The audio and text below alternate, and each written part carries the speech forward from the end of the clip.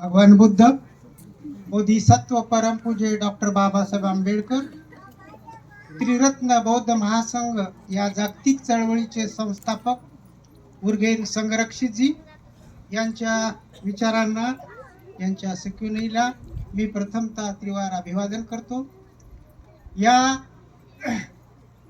त्रिरत्न मानव विकास प्रतिष्ठानचे चेअरमन आदरणीय धम्मचारी आनंद गर्भजी, या त्रिरत्न बौद्ध महासंघ, त्रिरत्न मानव विकास प्रतिष्ठानचे मित्र संघटक आदरणीय धम्मचारी पुण्यादित्यजी, त्याचप्रमाणे धम्मचारिणी निर्मल वज्रजी, माझा अतिशय चांगला परिचय करून दिला त्या आदरणीय माझे मित्र धम्मचारी पुणेशनजी, नांदेड केंद्राचे सर्वच आदरणीय धम्मचारी धम्मचारिणी, मुखेड मधले सगळेच धम्मचारी धम्मचारिणी,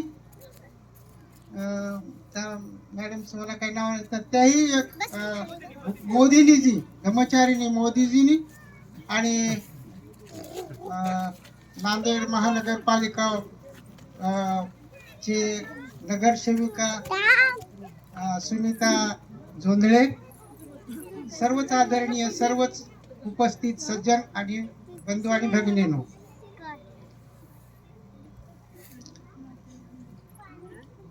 तर मला वाटलं जेवण झाल्यानंतर सगळेच लोक जातात काही असं, कारण त्यांना कल्पनाही नसेल की आता पुढचा कार्यक्रम होईल. एकाच दिवशी दोन दोन कार्यक्रम घेतल्यानंतर अशी परिस्थिती निर्माण होऊ शकते, है की नाही. कधी कधी घाई जास्त झाली की असंही काही पाहायला मिळते, आणि म्हणून कधी कधी अशा प्रकारची वेळ येते की आता लोक राहतात की नाही. परंतु मला इथं महिला खूप मोठ्या संख्येने उपस्थित दिसत आहेत. कदाचित यांनाही या संघामध्ये येण्याची इच्छा आहे की काय, अशा प्रकारचं काय काय कार्यक्रम, अशा काही आतुरतेने लोक एवढ्या उन्हामध्ये चांगलं जेवण झाल्यानंतरही बसलेले आहेत. त्याबद्दल मला खूप समाधान वाटत आहे. आणि या एवढ्या मोठ्या महिलांकडे पाहून मला छोटीशी गोष्ट लक्षात येते. नांदेडमध्ये गली गलीनं असे ते भंगारवाले असतात, फिरतात, है क्या भंगार, है क्या भंगार, असे पुष्कळ फिरतात. लोहा है क्या, रद्दी है क्या, असे म्हणणारे फिरतात. असाच एका गल्लीमधून एक भंगारवाला येतो आणि म्हणते हाय क्या लोहा, हाय क्या रद्दी. अशा प्रकारचा कोणी ज्याला ऐकू आलं ते म्हणते नाही नाही नाही नाही, मग पुढे जाते, हाय क्या भंगार, हाय क्या रद्दी, हाय क्या भंगार. ते एक बाई वरच्या याच्यावरून अशी वरच्या मजल्यावरून खाली बघते, हाय क्या भंगार, हाय क्या भंगार. तर ती काय म्हणते, नाही नाही आताच ऑफिसला गेलेत म्हणते. तर अशा प्रकारे आजच्या या कार्यक्रमामध्ये मला असे वाटते की कदाचित हे मी काही सांगेल आणि आम्ही भंगारासारखं आपलं दिलं सोडून तर होऊ शकेल. परंतु तुम्ही सगळे लोक मला वाटते की सगळे उत्साही आहात, चांगल्या प्रकारचे ऐकून घेण्याच्या मनस्थितीमध्ये आहात, आणि म्हणून दोन शब्द सांगणं उचित वाटते. खरं म्हणजे या कार्यक्रमाला आमच्या मीटिंग मध्ये आम्ही बाहेरून लोकांना कोणाला तरी बोलवणार होतो, परंतु संस्था नवीन, पैशाचा ठणठणाट, सगळे पैसे आले तर आमचं काय, एकट्या माणसाने फिरू पैसे मागायले, सकाळी नावं पाहिलेले, आणि एकाच वर्षात एवढी घाई झाली की जमीनही घ्या, बांधकामही करा, असं करा तसं.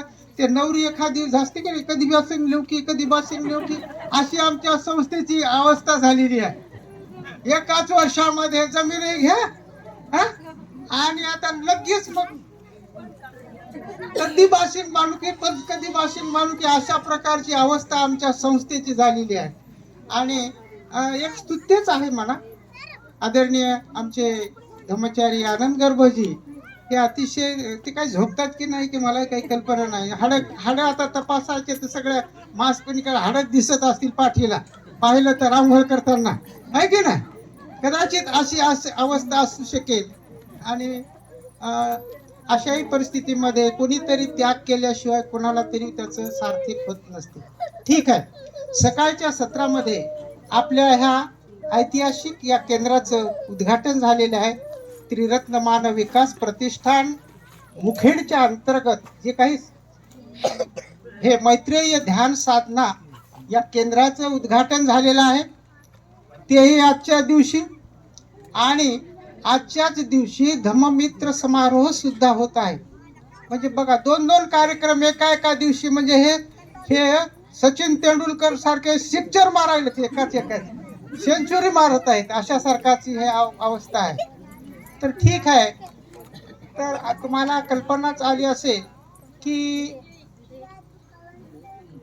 आजकाल धम्म जीवनामध्ये काम करणं, समाजासाठी झटणारे लोकांची फार कमतरता आहे. लोक आपल्या समाजासाठी वेळ देणारे लोक फार थोडे कमी आहे. आणि म्हणून ज्यांचा आपला स्वतःचा विकास झाला ते दुसऱ्याच्याही विकासासाठी जे धडपड करतात, आपली प्रगती झाली ते इतराचीही प्रगती व्हावी अशा प्रकारची ज्यांची भावना असते, अशा बोधिसत्व गुणामध्येच असे माणसं पुढे येतात, अन्यथा कोणी येऊ शकत नाही. आणि म्हणून या तळागाळातल्या लोकांना, खेड्यापाड्यातल्या लोकांना धम्म कळावा या उद्देशानं त्रिरत्न मानव विकास प्रतिष्ठान मुखेड ह्या केंद्राची निर्मिती झालेली आहे. आणि म्हणून आजच्या ह्या ऐतिहासिक ह्या प्रसंगाला आज जे काही धम्ममित्र त्यांचा समारोह होणार आहे, या समारोहाच्या ह्या एवढ्या मोठ्या साक्षीने ते तुमचा समारोह होणार आहे, हे फार मोठी त्यांच्या जीवनातली अतिशय महत्त्वाची घटना आहे. आणि म्हणून अशा प्रसंगी आपण या ठिकाणी उपस्थित आहात. हेही तुमच्या जीवनातला अतिशय महत्त्वाचा तुम्ही वेळ या ठिकाणी देत आहात. तर ठीक आहे, आपण सकाळी पाहिलं असेल, माझे मित्र आदरणीय धम्मचारी पद्मगर्भजी यांनी त्रिरत्न बौद्ध महासंघाबद्दल बरीचशी माहिती सांगितलेली आहे. आणि म्हणून त्रिरत्न बौद्ध महासंघ ही आंतरराष्ट्रीय जागतिक जी चळवळ आहे, ही चळवळ कशी आहे याबद्दल आता मी जास्त काही तुम्हाला सांगण्याचा प्रयत्न करत नाही. तरी पण ही जी जागतिक चळवळ आहे, या चळवळीचे जे संस्थापक उर्गेन संरक्षित यांचा जन्म इंग्लंडमध्ये 26 ऑगस्ट 1925 ला झाला. आणि हे आपल्या भारतामध्ये 1944 मध्ये आले आणि 64 पर्यंत या भारतामध्ये राहिले. किती वर्षे 44 ते 64, किती गणित कच्च कप्या करून पास झालेल्यासारखे करू नका. 20 वर्ष उर्गेन संरक्षित म्हणते हे आपल्या नांदेड नाही, या भारतामध्ये राहिलेले आहे. आणि या भारतामध्ये अनेक ठिकाणी ते फिरले, अनेक संस्थांमध्ये त्यांनी प्रत्यक्ष काम केले, धम्म प्रचाराचं काम केलं, धम्म अभ्यासाचं काम केलं, अनेक लोकांशी भेटले. आणि भेटल्यानंतर त्यांना असं लक्षात आलं की या बौद्ध संघटनेचे काम करणारे जे लोक आहेत, जे सभासद आहेत, ते कसे आहेत, ते फक्त वर्गणी द्यायचे, सभासद व्हायचे, बाकी त्यांना त्या बौद्ध समाजाबद्दलचं काही देणं घेणं नाही. अशा प्रकारची या ठिकाणी त्यांना अनुभव आला. आणि मग त्यांना वाटलं की हे काही बरोबर नाही, त्यांना काय वाटलं, हे बरोबर नाही. आणि म्हणून भारत देशातून 1964 ला ते परत इंग्लंडला गेले. आणि तिथे 2-3 वर्षानंतर म्हणजे 7 एप्रिल 1967 ला त्रैलोक्य बौद्ध महासंघ, त्यावेळेस होतं ना, त्रैलोक्य बौद्ध महासंघाची स्थापना केली. आणि 2010 पासून या त्रैलोक्य बौद्ध महासंघाचं नाव परिवर्तन करून याचं नाव त्रिरत्न बौद्ध महासंघ अशा प्रकारचं ठेवण्यात आलं. आणि ह्या संघामध्ये आता तुम्हाला वाटत असेल की हे संघ कसा स्थापन केला, का केला, तर भंते संरक्षित यांना या संघामध्ये परिणामकारक शरणगमन करणाऱ्या व्यक्तींची निर्मिती करायची होती.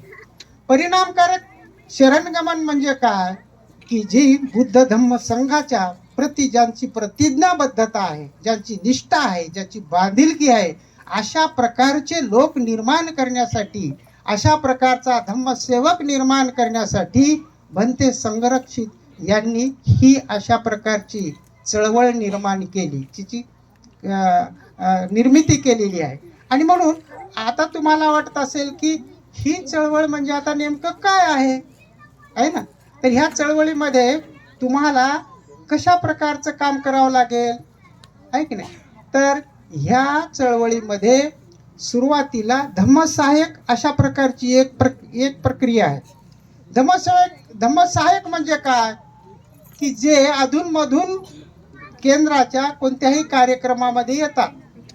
त्यांच्याकडे उद्देश काही नसतो, त्यांच्याकडे जबाबदारी काही नसते, फक्त कार्यक्रमामध्ये पाहायचं, अमावस्या पौर्णिमेला आल्यासारखं यायचं जायचं. आणि मग अशा प्रकारचे अधूनमधून कधी कधी येणारे लोक हे जेव्हा या संघाच्या प्रक्रियेमध्ये गांभीर्याने विचार करतात की अरे हे आपल्या सुखासाठी, आपल्या कुटुंबासाठी, कुटुंबाच्या सुखासाठी हा संघ चांगला आहे असं जेव्हा त्यांना वाटेल, तेव्हा ते म्हणतील की आता आपण पुढे नियमितपणे या संघाला सहभागी व्हायला पाहिजे.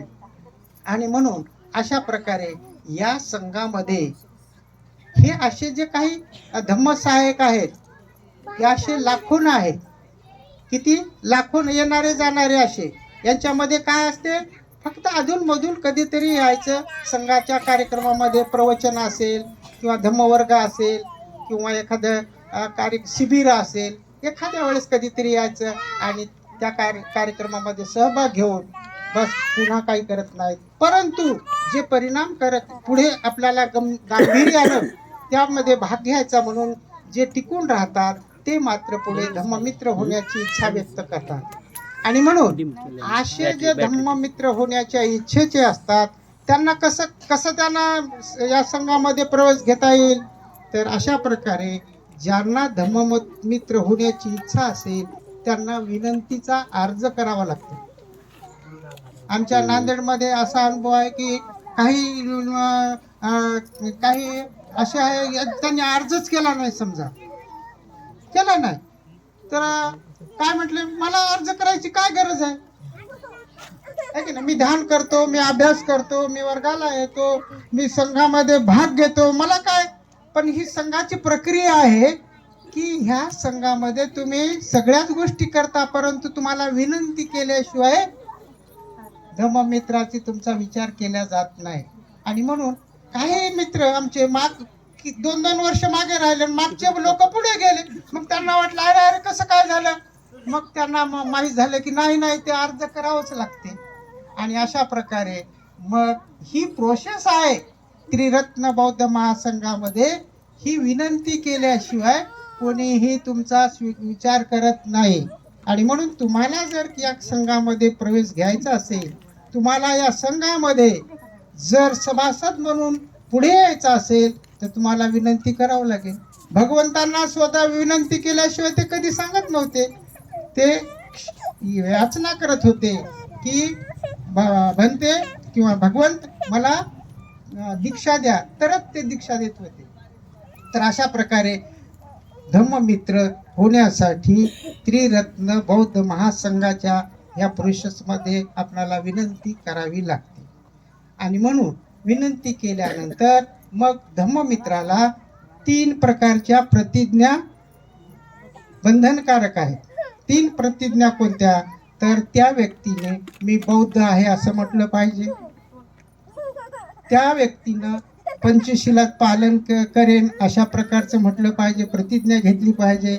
आणि 3री प्रतिज्ञा अशी आहे की त्रिरत्न बौद्ध महासंघामध्ये माझा विकास होऊ शकतो याची खात्री त्यांनी व्यक्त केली पाहिजे. अशा प्रकारच्या 3 प्रतिज्ञा जोपर्यंत धम्ममित्र व्यक्त करत नाही तोपर्यंत तो धम्ममित्र होऊ शकत नाही. आता तुम्हाला वाटेल की बौद्ध तर आहोच आहे मी, आम्हाला पुन्हा आम्ही बौद्ध आहे म्हणून कसं काय म्हणायचं, काय गरज आहे वाटते की हो. इतक्या वर्षापासून आपण बौद्ध म्हणालो तर मग परत या संघात येण्यासाठी मी बौद्ध आहे असं म्हणण्याची काय गरज. तर याचा अर्थ असा आहे की बौद्ध धम्मामध्ये कोणीही जन्मावरून बौद्ध होत नाही. बौद्ध कुटुंबामध्ये व्यक्ती जन्मली म्हणून ती बौद्ध होऊ शकत नाही. जसं हिंदू धर्मामधल्या हिंदूच्या कुटुंबात जर जन्मला तर तो काय होतो? तो हिंदू होतो. ख्रिश्चन धर्मामध्ये जन्मलेला माणूस काय होतो? तशाच प्रकारचा तो ख्रिश्चन होतो. इस्लाम कुटुंबामध्ये जन्मलेल्या व्यक्तीला आपोआप जन्मानुसार त्याला इस्लाम मिळू शकते. परंतु बौद्ध धम्म अशा प्रकारचा हा धम्म नाही. हा काय आहे? हा धर्म नाही. बौद्ध हा धर्म नाही, तर बौद्ध हा धम्म आहे. तो एक मार्ग आहे. आणि म्हणून प्रत्येक व्यक्तीला बौद्ध होण्यासाठी आचरणाची गरज आहे. मग कोणाला म्हणतात बौद्ध? जी व्यक्ती बुद्ध धम्म संघ याला आचरण्याची प्रतिज्ञा व्यक्त करत नाही तोपर्यंत ती व्यक्ती बौद्ध होऊ शकत नाही. आणि म्हणून आपल्या समाजामध्ये आपण काय आपल्या कुटुंबात जे जन्माला येतील ते लोक बौद्ध समजतो. परंतु तसे खऱ्या अर्थानं आता आपण किती बौद्ध आहोत ते आपण आपला विचार करा. आणि म्हणून बौद्ध होण्यासाठी बुद्ध धम्म संघाची बांधिलकी स्वीकारावी लागते, आचरण करावं लागते, आणि तरच तो बौद्ध होऊ शकतो. आणि म्हणून आपण बौद्ध आहोत अशा भ्रमात न राहता खऱ्या आचरणानं आपण पुढे येण्यासाठी प्रयत्न केला पाहिजे. आणि म्हणून भंते संरक्षित मोठं खडसावून बोलतात. काय म्हणतात? की जो बदलत नाही, ज्याचा परिवर्तन होत नाही तो बौद्ध नाही. जो हिंदू धर्म सोडत नाही तो बाबासाहेब आंबेडकरांचा अनुयायी होऊ शकत नाही. जो ख्रिश्चन आहे, ख्रिश्चन विचारसरणीचं वागत असेल तर तो बौद्ध होऊ शकत नाही. तो डॉक्टर बाबासाहेब आंबेडकरांचा अनुयायी होऊ शकत नाही. आणि म्हणून आपणाला बुद्ध धम्म संघ हे समजला पाहिजे. जर बुद्ध धम्म समजलाच नाही, बुद्ध म्हणजे मानवाच्या पूर्णत्वाचा दैदिप्यमानचा एक आदर्श आहे. मनुष्य पूर्णत्वाचा जो नमुना आहे, आदर्शवत असा प्रकारचा मनुष्य कोण पूर्णत्व प्राप्त झालेला तर तो म्हणजे भगवान बुद्ध. आणि धम्म म्हणजे का? की ही जी बुद्धत्वाची प्राप्ती झालेली आहे त्या बुद्धत्वाच्या प्राप्तीचा मार्ग म्हणजे धम्म होय. आणि म्हणून ह्या धम्माला अनुसरून जे बुद्धत्वाच्या ध्येयानं वाटचाल करणारे जे प्रतिज्ञाबद्ध झालेले लोक असतात त्या सामुदायिक प्रतिज्ञाबद्धतेच्या लोकांना संघ म्हणतात. आणि म्हणून आपण त्रिरत्न बौद्ध महासंघामध्ये प्रवेश करताना ह्या 3 गोष्टीची आपण बांधिलकी स्वीकारणं, प्रतिज्ञा व्यक्त करणं हे आवश्यक आहे. आता दुसरा एक प्रतिज्ञेचा भाग आहे तो म्हणजे पंचशीलचा. आता पंचशील तर आपल्याला माहीतच आहे. पंचशील किती प्रकारचे किती आहेत? पंचशिलामध्ये तत्व 5 तत्व आहेत. चांगला मनुष्य ओळखण्याचा मोजमाप किती आहे? तत्व 5 तत्व आहेत. आणि म्हणून या शीलाचं आचरण करण्यासाठी आपली काया वाचा मनाची शुद्धी होणे आवश्यक आहे. काया वाचा मनाच्या नित्य सवयीचं जे काही कुशल कर्म आहे त्याला शील म्हणतात. आणि म्हणून या शीलाचं आचरण करणे हे अतिशय महत्त्वाची गोष्ट आहे. तर हे पंचशिला जे आहेत किंवा दशशील जे आहेत हे त्याचे मूलभूत 2 भाग पडतात. एक तर वारित शिलाचरण आणि दुसरं म्हणजे चारित शिलाचरण. वारित म्हणजे याचा अर्थ असा की मी करणार नाही, मी अलिप्त राहील. याच्यावरून काय होते? ही वेगळ्या प्रकारची शिलाचरणाची बाब आहे. चारित म्हणजे मी अशा प्रकारे पॉझिटिव्ह विधायक बाजू आहे अशा प्रकारचा त्याच्यामध्ये अर्थ आहे. उदाहरणच जर घ्यायचं झालं तर पानाती पाता वेरमणी शिखापदं समाधियामी म्हणजे का? मी प्राणी हिंसा करण्यापासून अलिप्त राहील. मग ह्याच्यानं काय होईल? प्राणी हिंसा माणूस का करते? तर ह्या प्राणी हिंसेमध्ये हे अकुशल कर्म आहे. हे का अकुशल कर्म होते? या अकुशल कर्मामध्ये त्याचा लोभ आणि द्वेष हे कारणीभूत आहे. जे मनुष्य लोभी आहे, जो मनुष्य द्वेषी आहे तोच मनुष्य हिंसा करू शकतो. आणि या हिंसा करण्यामुळे त्या व्यक्तीचं भयंकर नुकसान होते, त्याची हानी होते. त्याचीच होत नाही तर त्याच्या कुटुंबातल्या लोकांचे सुद्धा नुकसान होते. आणि म्हणून हे हानी टाळण्यासाठी किंवा या अकुशल बाबी पासून रक्षण करण्यासाठी हे वारित प्रकारचं शिलाचरण आपणाला उपयोगाचं आहे. परंतु हे वारित शिलाचरणाच्याच विधायकतेचा जर विचार केला तर इथे मैत्रीपूर्ण कर्म करून मी माझं शरीर शुद्ध करतो अशा प्रकारचा विधायक भाव आहे. फक्त मी हिंसा करणार नाही म्हणजे काय करणार याच्या विधायकतेचा विचार जर केला, आपल्या शरीराची शुद्धीता करायची असेल तर आपल्याला मैत्रीपूर्ण कर्म करावं लागेल. आणि अशा प्रकारच्या चारित शिलाचरणामुळं आपला विधायक विकास होऊ शकतो. अशाच प्रकारे आदिनदाना वेरमणी आहे की नाही, हे एक शील आहे. म्हणजे आदिनदान चोरी करणार नाही. चोरी केली तर त्याचं जे काय हानी व्हायची ते टळल. परंतु तेवढ्यानंच पुरे आहे का? तेवढ्यानं पुरेसं नाही. तर चोरी तर करणार नाही, तर मग काय करणार? मग दान करेल. म्हणजे दान प्रवृत्ती तुमची निर्माण करण्यासाठी ह्या विधायक शिलाचा आपणाला आचरणाचा भाग म्हणजे चारित शिलाचरणाचा भाग उपयोगाचा आहे. अशा प्रकारे आता वेळ कमी आहे म्हणून मी सगळ्या शिलाचरणाच्या बाबतीमध्ये सांगत नाही. परंतु पंचशिलामध्ये चारित आणि वारित हे दोन शिलाचरणाचा आपणाला उपयोग होत असतो. आणि म्हणून जे धम्ममित्र होण्याची जी इच्छा व्यक्त करतात त्यांना हे 5 शील अशा प्रकारचे पालन करण्याची जबाबदारी आहे. ती प्रतिज्ञा आहे. ते प्रतिज्ञा म्हणजे पंचशिलाचं पालन करण्याचा मी प्रयत्न करणार आहे. आता हे उद्या तुम्ही घराकडे गेले की तुम्हाला दीक्षा झाली आणि तुम्ही पंचशिलाचं पालन करता. तुम्हाला म्हणूनच केलं काय की धम्ममित्र? असं नाही आहे. प्रयत्न करणार आहेत हे लोक. हे परिपूर्ण नाही आहेत. हे पंचशिलामध्ये परिपूर्ण आहे असं म्हणून यांची निवड नाही आहे. तर ह्या पंचशिलाच्या पालनासाठी त्यांनी एक प्रतिज्ञा व्यक्त केलेली अशा प्रकारचे त्या वाटचालीचे हे माणसं आहेत. आणि त्या वाटचालीचे आपण सगळे साक्षीदार आहोत. हे करणार आहे. त्यांच्याकडे बघायचं हे करतात की नाही ते. आता आणि जे धम्ममित्र झाले ते पंचशिलाचं पालन करतात की नाही त्यांनी आपलं लक्ष केंद्र. मला खरंच असंच होतं. माझी दीक्षा त्यावेळेस दीक्षा म्हणत होते धम्ममित्रांची दीक्षा. आता धम्ममित्र दीक्षेचा उल्लेख करत नाहीत, समारोहाचा उल्लेख करतात. जे धम्ममित्र अगोदर झालेले ते कधी विसरू नाही गेले असतील, काय काय प्रतिज्ञा असतील. तर माझी विनंती आहे की त्यांनी ह्या धम्ममित्राच्या प्रतिज्ञेसाठी पुन्हा त्यांचं काय करा, बॅटरी रिचार्ज करा, त्याला रिचार्ज करा. आणि अशा प्रकारे रिचार्ज जर बॅटरी नाही झाली तर तुम्हाला पुढचा कार्यक्रम काही दिसणार नाही. तर अशा प्रकारे हे दुसरी प्रतिज्ञा धम्ममित्र या नात्याने घेणे आवश्यक आहे. आणि तिसरी बाब जी अशी आहे की तुम्ही धम्ममित्र याच्यात काय आलात, धम्ममित्रासाठी तुम्ही विनंती जे केली तर त्रिरत्न बौद्ध महासंघामध्ये माझा विकास होऊ शकतो याची मला खात्री पटलेली आहे. असं तुमच्या मनातून वाटलेलं आहे. असं का वाटलं असेल तर या संघामध्ये अनेक लोक बुद्ध धम्म संघाच्या या त्रिरत्नाला कशा आहेत अनुसरण्याची प्रतिज्ञा करतात.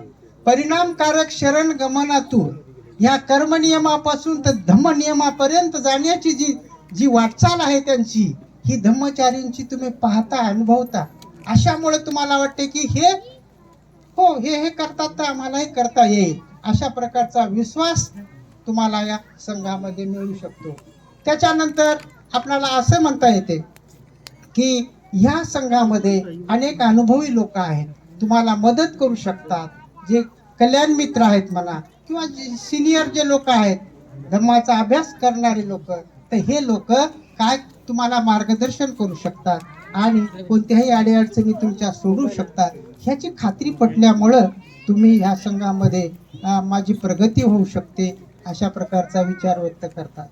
तर सांगायचा उद्देश असा आहे की इथं खूप 5 वाजले. तर एक मला छोटंसं एक 2-3 ओळीचं गीत आवडते. तर धम्ममित्र या दृष्टीने विचार करताना एक असं छोटं गीत आहे. जीवन थोडे तसे मन ही वेडे,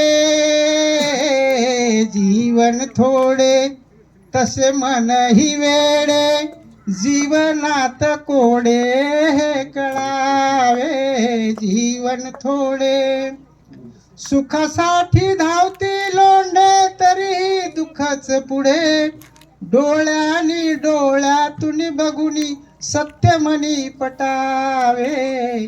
जीवन थोडे, जीवन थोडे तसे मन ही वेडे, जीवनात कोडे हे कळावे. जीवन थोडे. कदाचित या होणाऱ्या धम्ममित्रांनी असा विचार केला असेल की आपल्या पुढच्या जीवनामध्ये आपलं किती जीवन आहे माहीत नाही, उरलेल्या जीवनामध्ये आपल्याला काहीतरी बुद्ध धम्म संघाच्या दृष्टीनं काहीतरी प्रतिज्ञाबद्धतेनं विकास करावा, अशी करू शकतो, अशा प्रकारचा त्यांचा विश्वास निर्माण झाला असेल. आणि म्हणून आपण कदाचित तुमच्या जीवनातला हा चांगल्या प्रकारचा निर्णय घेतला असेल. तुमच्या जीवनात आतापर्यंत तुम्ही वेगवेगळे काही केले असतील, तरी पण हा तुम्ही जे निर्णय घेतला संघात येण्याचा, हे तुमच्या जीवनातला एक अतिशय उदात्त अशा प्रकारचा हा निर्णय आहे. आणि म्हणून अशा ह्या प्रसंगी मी तुम्हाला या भावी नवोदित धम्ममित्रांना खूप खूप शुभेच्छा व्यक्त करतो. त्यांची प्रगती हो, त्यांचं आरोग्य चांगलं राहो आणि त्यांची पुढची भरभराट हो, अशा प्रकारे मी आपणाला सर्वांना शुभेच्छा व्यक्त करतो. आपण सर्वांनी शांततेनं माझे काही 2 शब्द ऐकलात, त्याबद्दल आपणा सर्वांचेही मी मनपूर्वक आभार व्यक्त करतो. आणि मला या ठिकाणी वयाच्या 80व्या वर्षी तुमच्या पुढे बोलण्याचा जो काही संधी उपलब्ध करून दिली. आमची रस्त्याने येता येता अशीच चर्चा होती, तुमचं वय किती, वय किती. तर माझं आता 2 दिवसानंतर मी 80व्या वर्षात पदार्पण करणार आहे, 2 मार्चला. तर अशाही परिस्थितीमध्ये तुम्ही मला ऐकून घेतलं. खरं म्हणजे आमचं काय, हे कोणी नाही, कोणाला दुसऱ्याला न आणण्यासारखी परिस्थिती नाही म्हणून मला उभं केलं, तरी तुम्ही माझं ऐकून घेतलात, त्याबद्दल मी आपल्या सर्वांचे मनपूर्वक आभार आणि या ठिकाणी थांबतो. जय भीम, जय भीम, जय भीम.